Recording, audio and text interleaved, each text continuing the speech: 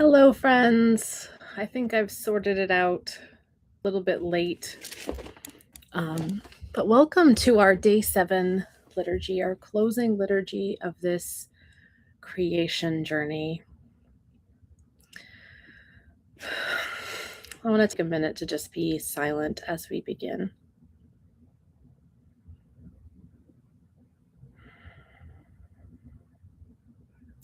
So I'm Reverend Sage Cole. I'm the founder of the Helen Keller Spiritual Life Collaborative, and I'm so pleased to welcome you for this last closing liturgy of our creation journey.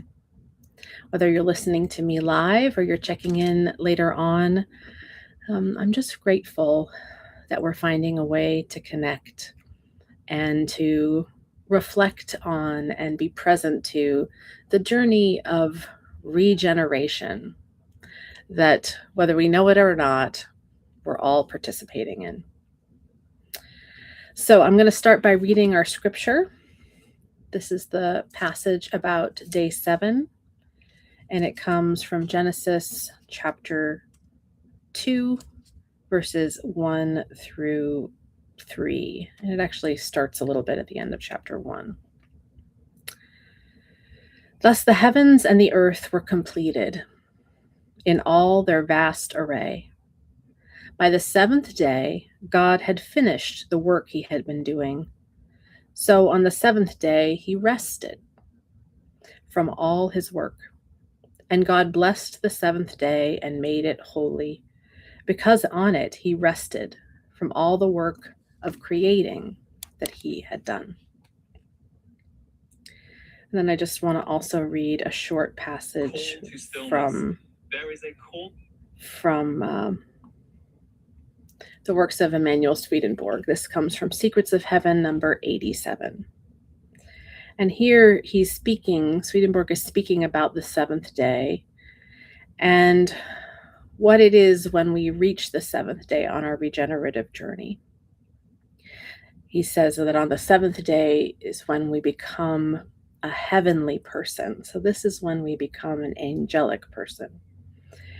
And he writes that a heavenly person is identified as Sabbath rest because the struggle ends when a person becomes heavenly. Evil spirits retreat and good ones move closer.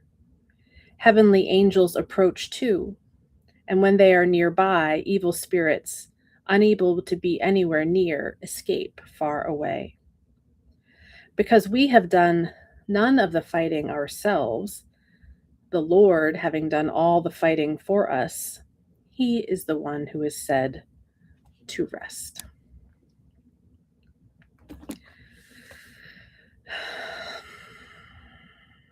It's been a journey, friends. And for those tuning in who have been taking part in this whole series that began on the winter solstice and now is coming to its completion today and tomorrow as we sit in this summer solstice time, we've been through an experience together, and I'm so grateful for all of those of you who have joined in the journey, reflecting on these 7 stages of spiritual regeneration that we take part in, that occur within us along this path of maturation and growth, of becoming fully human along the way. I have a really simple reflection as we come to day 7, and that is inviting us to consider and remember and really feel into what it means that all along this path, it has been the Lord doing the work in us. It has been God growing us, bringing more and more of the light into being and out through us as we have grown. I've mentioned this a few times along the way, that because we have this incredible insight from Emanuel Swedenborg that tells us what this journey of regeneration and spiritual rebirth looks like, there can be a temptation to think that because we can describe it with words, to think that we are in control of it. And when we come to day 7, we really remember, we're reminded that that's not actually how it works. That just like a flower or a tree or an animal, we are being grown by God. God is breathing our lungs, beating our hearts, causing life to flow through us in a way that we really have very, very little control over. We do not fail or succeed at regeneration because of our own efforts.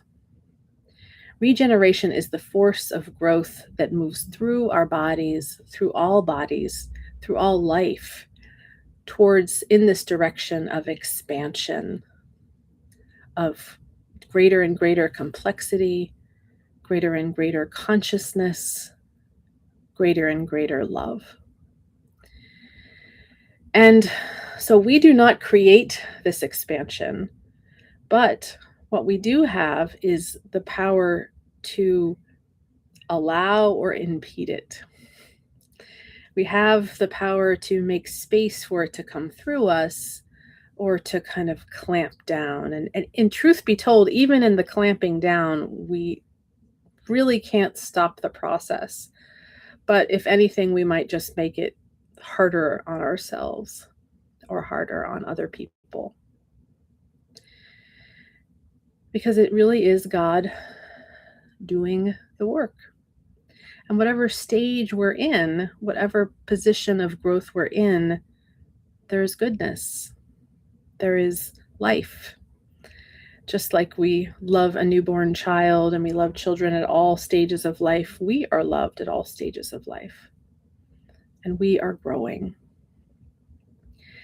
And so when we get to day 7, when we remember and hear this invitation to rest, to see and appreciate all that God has done, there's a real invitation to find that rest wherever you are on the journey, whichever stage of growth you most identify, to recognize that there always is a part of you that can be tapped into that state of rest, that state of innocence, no matter what is happening around you or within you. And that's something we can carry along with us on the journey. It's so central to why we have church and religious community and worship. It's opportunities to stop and give thanks for this greater force of life that we call God and all that God is doing in and through us. And in that process of giving thanks, in that process of noticing and remembering that there's so much more going on beyond our limited, small perspective, our egoic perspective, so much more going on. When we can remember that, we can see how much exists around and beyond those limitations. And this is what can allow us to more and more every day, every moment, surrender to that bigger and larger life. To be less and less concerned with how is my ego performing? How is my small self doing? Will I survive? Will I not survive? Do I measure up? All of these questions that the ego, the small natural self, is so concerned with. All of those concerns can become less and less important, really anytime. Anytime we can rest back behind that part of our personality and remember that we are held in this great expanse of life that holds everyone and everything, within which there is no competition, there is no need to prove, there is no need to earn that next stage of regeneration and work for it. There is only life. There is only God. There is only love.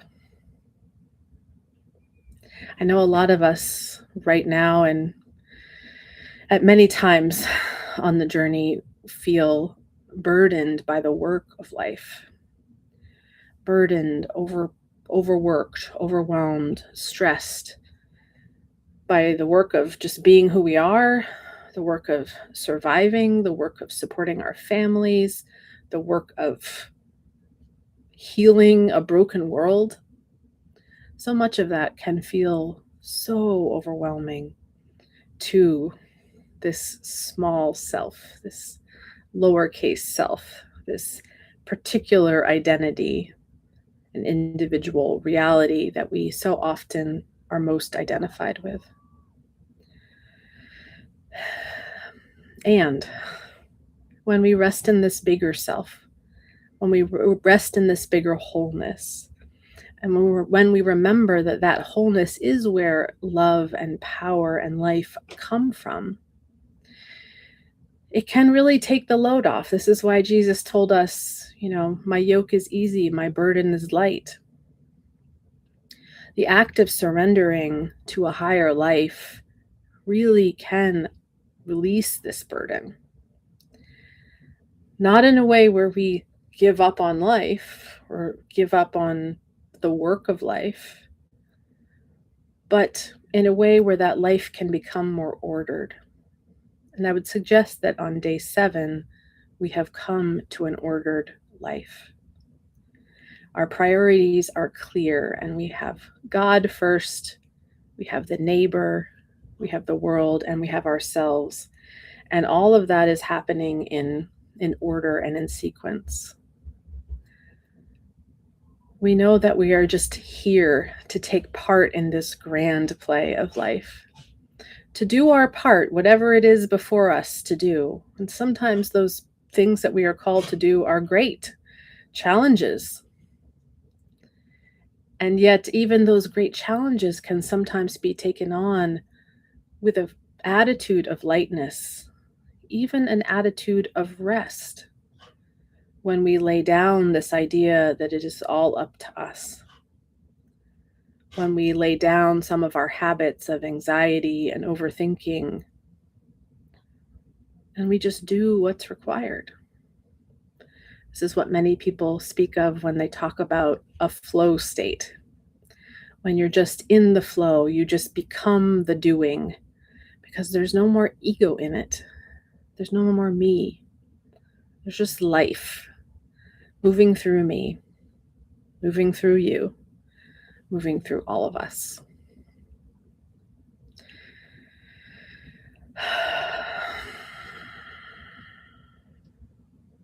I pray that as we come into this 7th day, as we come to the close of this series on regeneration, you're feeling the flow of life in you. Even in the midst of all of the real, practical, natural activities that we must take part in, even through your own journey of healing and renewing and releasing all the stories that you have been taught to hold and to live from. In the midst of it, I pray that you are finding rest, that you give yourself that rest. You give yourself those moments of remembering what is really true. And I pray that we'll find ways to be together in that resting in the months and the weeks and the days and the years ahead, as we create more spaces, more ways of being church together. It is such a joyful thing to be able to rest with God, and it's a joyful thing to be able to rest with others. It's a sacred thing. It's a holy thing. And I'm so thankful for all of you who have made time to be in that state of creative rest with me throughout this creation journey. Thank you for taking part, each and every one of you. Thank you for all of the things we've learned together, the ways we've grown, the ways we've been challenged, and the ways we've been nurtured. A special thank you to Reverend Judith Lathine for offering your workshop around writing and the process of writing together, all of the ways you shepherded us. Thank you, Reverend Susan Turley, for your workshop on art and our experiences together. I'm sorry we had to cut that offering short, but I'm hopeful that we'll be able to create new collaborations in the future. Thank you, Chelsea Odner, for your incredible workshop on exploring the inner world. You taught us so much about how we can weave together internal family systems and Swedenborg's powerful insights. And probably my biggest takeaway is this invitation to remember that that divine part within us is compassionate and curious, and that compassion and curiosity are just such profound attitudes that we can take towards ourselves as we go through this regeneration process.